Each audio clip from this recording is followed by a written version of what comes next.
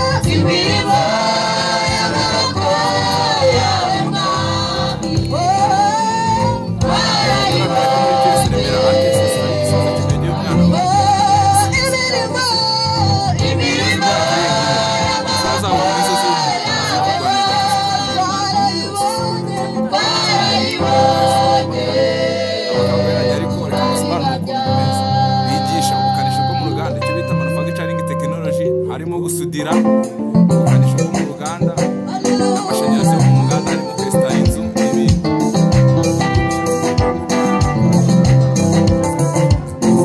cyane rwose use wa muhungu wa Daniel ese abantu Yohana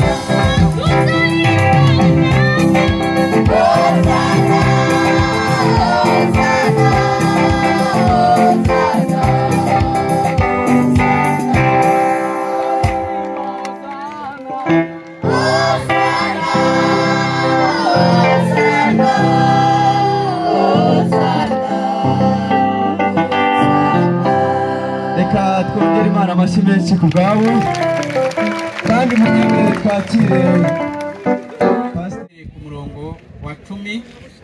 Reka dusome mu izina rya Yesu kugira ngo muze kugira icyo mwumvamo nuko mutega amatwi kumva ijambo ry'Imana. Aho gushaka ifeza mutora ibyo nigisha, ushaka ubwenge kuburutisha izahabu nziza, kuko ubwenge buruta amabuye ya marijani, kandi mu bintu byifuzwa byose nta gihwanye nabwo. Ewe bwenge nagize umurava aho ubuturo bwanjye, mfite ubwenge bwo kugenzura. Kubaha Uwiteka ni ukwanga ibibi, ubwibone n'agasuzuguro ni inzira y'ibibi, n'akanwa k'ubugoryi nibyo nanga. Ninjye nyir'inama no kumenya gutunganye, ninjye muhanga kandi mfite n'ububasha. Ninjye wimika abami ngaha ibikomangoma guca imanza zitabera, ninjye uha abatware gutwara imfura nazo ndetse n'abacamanza bo mu isi bose. Nkunda bankunda kandi abanshakana umwete bazambona. Ubukire n'icyubahiro biri iwanjye, kandi n'ubutunzi buhoraho no gukiranuka nabyo. Imbuto zanjye ziruta izahabu, ni ukuri ziruta izahabu nziza, kandi indamu yanjye iruta ifeza y'indobanure. Gendera mu nzira yo gukiranuka no mu nzira z'imanza zitabera, kugira ngo ntungishe abankunda, nuzuze ububiko bwabo. Uwiteka mu itangira ry'imirimo ye yarangabiye, ataragira icyo arema. Nimwakire neza ijambo ry'Imana.